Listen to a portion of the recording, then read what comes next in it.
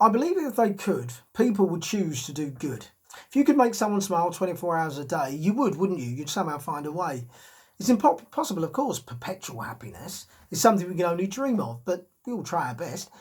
And the way we begin our journey so often dictates our brothers, sisters, family, our partners and our mates how the rest of life will be, but it needn't necessarily. If a person radiates the love, the minimum that they'd expect, and offers care and sanctuary, and always to protect, they can maybe change the course of a life that otherwise might veer along an unwanted path in many people's eyes. I believe that blood is thicker than water. Yeah, I certainly agree. But I also think we share the human gene and therefore blood ultimately. I looked up and I saw the faces. None were like mine. I'd seen such faces before, so it was fine. But strange nonetheless to see these people standing over me. Friendly, kind and meaning well, though at first I couldn't tell what they were doing there, for of course I was unaware. This was now my new home. I'd been left here all alone. Looking back, did I even know what was going on? I was 2.5 years old and my family had gone. Gone? No, of course they'll be back. They've not gone far away. They'll be back any minute. They will, won't they? No, little boy, they're not coming back. Not for a while at least.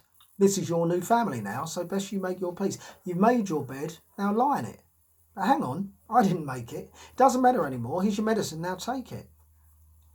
How can a 2-year-old express exactly how they feel? Tears are simply not enough, and who knows if they're real.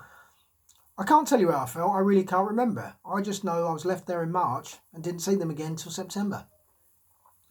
Now, I like being different. But then I just longed to be the same. I didn't want a different face or a funny sounding name. I just wanted to blend in, just to melt into the crowd and not to hear the sniggers when my name was read out loud. I wanted to see my sister not for just one day, and I wanted her to be left alone so she would want to stay.